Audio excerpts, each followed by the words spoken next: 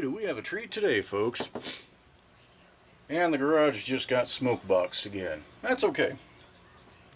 The reason it's so smoky is this has the wick style fuel pickup in it. And clearly whatever was in there had evaporated and left behind a bunch of oil. And I'm pulling that through with every time I rev it up. But what the hell is this thing? Well, it's something you definitely don't see every day. It's an XL-100G.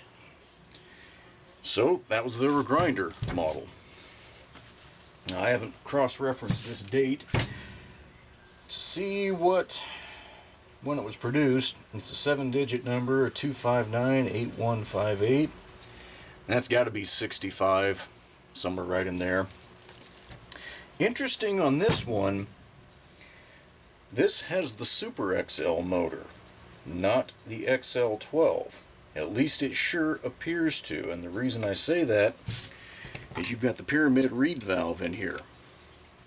I'm not aware of that being installed on any XL12 based engines, so yeah, beats me. And it also beats me because I don't have any good literature on it that I can remember. I've seen one brochure at one point, and if it's one I've got posted on the site, I'm going to laugh my butt off, but I'm guessing that like the other XL-100s, this had a shield of some sort that was bolted in place. It might have even been the standard shield.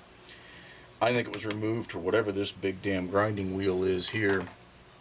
And I'll be honest, that didn't catch very many threads there, so the guy who used this, braver than me. I in fact tuned the damn governor to keep it from getting to high speed. You could hear how it was not topping out. I wanted a little extra safety there. But other than this oddball grinding wheel, this appears to be the same as any other XL-100. Obviously, you didn't need the deck plate and all that crap that the circular saw used, but yeah, this is pretty cool.